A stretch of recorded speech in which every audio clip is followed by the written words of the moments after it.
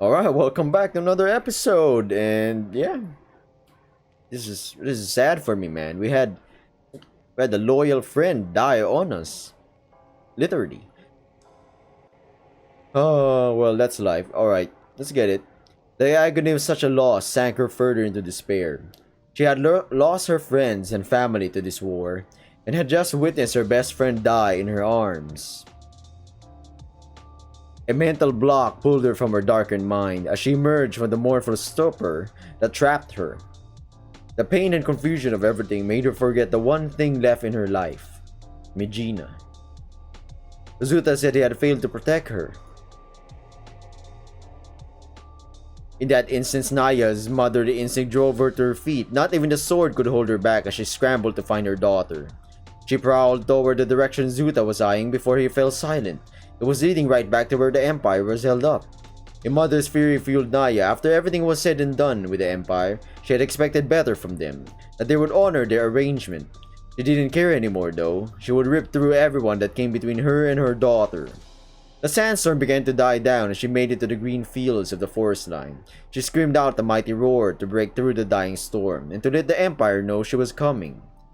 Slayer! I think it wasn't the Empire, bro. I think they just got ambushed or a betrayal happening. She finally made it to the forest tree line. The sandstorm had ended there, and in place of the storm, Naya was met with a fiery inferno before her. The forest had caught on fire. What in the... Oh yeah, I'm not reading that. The cries of war echoed throughout the burning forest. Naya couldn't see where it was coming from. The forest became a nesting ground of smoke and ash until she finally spotted something charging at her. She first saw an armor-clad horse with black fur before she saw a familiar-looking silver set of armor mounted on top of it. Naya begrudgingly held no time for Jeremy. She'd kill him just the same she must. As the horse drew near, Naya sidestepped out of the way with a look of disbelief on her face. Fire danced all across the back of the horse with a silver knight set ablaze and headless. Oh my god! Jeremy got killed! He was a nice dude, bro. Yo, this visual novel ain't holding back, man. It is war, so I expected it. The haunting specter of Jeremy's headless corpse left Naya petrified in disbelief. How could this have happened? She thought. She gave her men specific instructions directed towards the Emperor, just in case the worst were to happen to her. This wasn't what she'd wanted. Did the Emperor go back on his word? Did the Empire attack her clan after the fight? 1,000 questions poured into her mind, unable to make sense out of any of them. Suddenly, the ground shook beneath her, with a thunderous battle cry erupting behind her. A small hunting party of knights burst through the blazing forest on horseback. Naya staggered back. Through the pain of her wound, she shuddered to a ready position, but they paid her no mind. The group charged on forward, savagely howling as they chased after the headless knight like it was a sport. Naya spotted something in the knights, something that made her blood run cold. In the back of the group rode a bannerman, who bore a crest of a crown of thorn and chains on his cape. It was a sigil of her allies, the Losep kingdom. Her mind began to delve deeper into the pit of dread. How were they found? Nobody outside her clan should have known about this encounter. A fiery inferno. Oh god, don't no fucking way. Someone in her clan was sus, or some of them were captured and was thrown to the Alliance. A fiery inferno burst deep within the forest, followed by a harmony of agonizing cries. Her eyes glimmered towards the explosion. An instinctual urge of curiosity compelled her feet to walk towards the danger. Naya grit her teeth and walked through the pain and going deeper into the inferno. A whirlwind of fire and ash pushed her back with scalding heat, but she persevered through the rough. She needed to know what was happening. She needed to find Solaire. She needed to find her daughter. What was once a lush forest was now a burning wasteland of ash and there's definitely some traitorous bastards in the Emperor's court and in Naya's court as well. Or maybe in the Emperor's court, because they had scouts prepared everywhere. You're telling me somebody ambushed their ass? No effing way, fam. Someone inside them, in the fucking birds, or I don't know, those two bird bastards, Mordecai and I don't know, Red Mordecai. I don't know, Mordecai and Rigby. The heat given off from the surrounding area stung Naya's eyes to the brink of tears. Her body became dry and dehydrated, but she couldn't stop. They were bombarded, I see. Not until she found her answers as to what happened. And it was sudden as well. The ash became thicker and hotter. She prowled forward. The blinding heat wafted over her, causing her to stagger back and fall. Something tripped her. No effing way. It's her daughter. She flayed to her side, groaning the flinching pain of her sword wound. Yet the pain subsided after witnessing a true, painful sight before her. Beneath her paws lay what looked like a fallen female Jaskaran wolf. Her vibrant blue fur was burnt to a crisp, with only patches of blood-soaked fur remaining on her decrepit body. Naya's heart fell into the pit of her stomach. She pounced beside her fallen tribesman, hoisting her head up and cupping her lifeless hand. No, no, no. Her words shuddered out in a raspy tone as her fingers kneaded all over the wolf girl's body, desperately trying to find a pulse, all while cradling her head. Nothing. She too was dead. Naya's eyes flared up. What would have been shedding tears became bloodshot glare filled with remorse and fire rage. I mean, yeah. I didn't want this. You were supposed... She choked up. With the miasma of smoke, her head began to drown in a wave of emotions. All she could do was grip onto her fallen follower's paw. Oh, it was one of her, like, female wolf friends. Or, you know, buddies. A distant outburst of screaming and roaring swept across the blazing valley. Another fire explosion breached through the smoke, revealing the gruesome sight hidden within it. Pure carnage annihilated the once lush forest into a shallow grave of corpse and ash. Streams of burnt blood paved the ground for the Lioness to follow the ensuing battle. She stammered at the haunting display of the battlefield. Jaskarans and Imperials alike laid across the field unceremoniously. The noble knights were sprawled everywhere, either missing their limbs or hung from trees. Jesus Christ.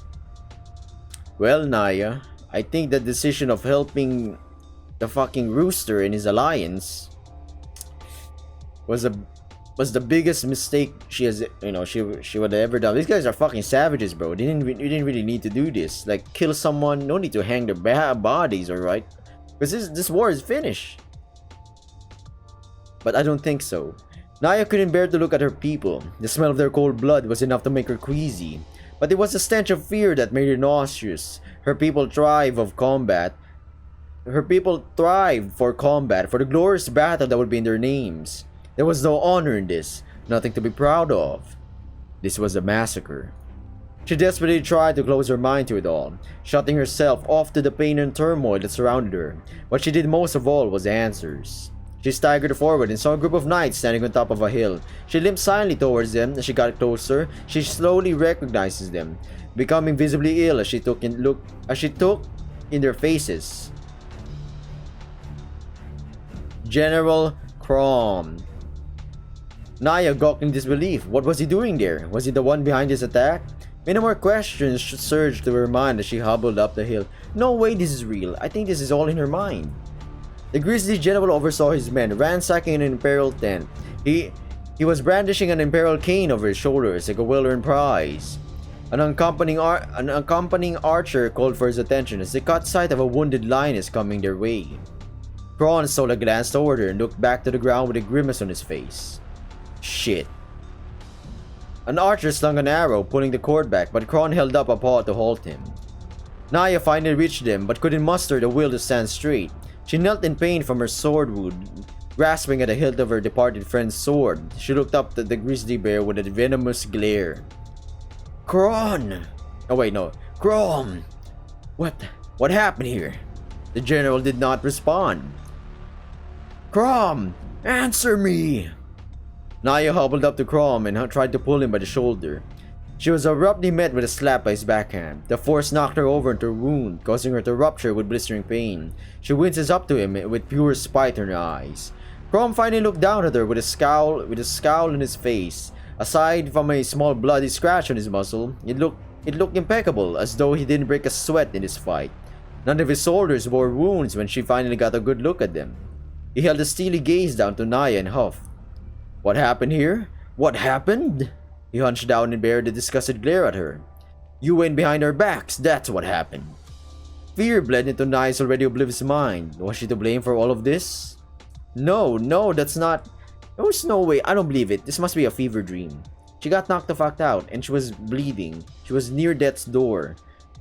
There's no effing way all of this happened without... She blacked out or something? No way. Crom held his head high with a distasteful look. Did you see all the bodies on your way here? All the men and women that followed your absent-minded lead are dead because of you? And all because you went and came up with an idea for yourself. Naya growled viciously up toward Crom, but lost her focus as she began to cough up blood. A nearby field medic caught sight of the wounded lioness and ran over to aid her, but Crom held his arm out to deny her the help. Don't bother with this one. Death should be drawing near. Naya managed to rest on her knees, spitefully staring down at the sword hilt embedded in her gut. We did everything you wanted, Crom. We gave you everything. Oh god, what I was meant. We gave you everything you could ever imagine for your war. The general took him with his new cane and bashed it across her muzzle. You went behind our backs. He jabbed the end of the cane to her cheek while she held herself firmly, a toxic glare peering up at him. You knew full well the whereabouts of your enemies, and what did you decide to do? Ignore your allies. For what? Your better judgment? He raised the cane over his head and slammed it against her shoulder. The force behind it caused it to snap on impact. Look what happens when you go around having smart ideas. He tossed away the cane and started striding around the wounded lioness. Jascarans, always filled with ideas of grandeur. Wait, what? Granger? Granger? Ideas of honor and all that nonsense. Is this what you had in mind when you left us in the dark? Naya stared at the ground, her eyes darting frantically to make sense of it all. No. Soler, promise. Promise you what? That your people will go home free? That he'll honor your deal? He bent down in front of her and gripped her under the chin, forcing her to look up at him. Did you really expect him to keep to his word? Huh. The second you fell, his men turned on your clan in a heartbeat. By the time my garrison arrived, half of your people were slaughtered. Nah, I don't... That's cap. This is like a fever dream for her. He shoved her face away as he stood tall over the fragile lioness. But they almost got me in the first one, not gonna lie. I should order your execution here and now because of your dissertation. But I think living in this field of nightmares is punishment enough. Naya felt an unworldly chill run down her back. The absence of life within her tribe chilled her heart and soul. This wasn't right. None of this was right. Her tribe was stronger than this.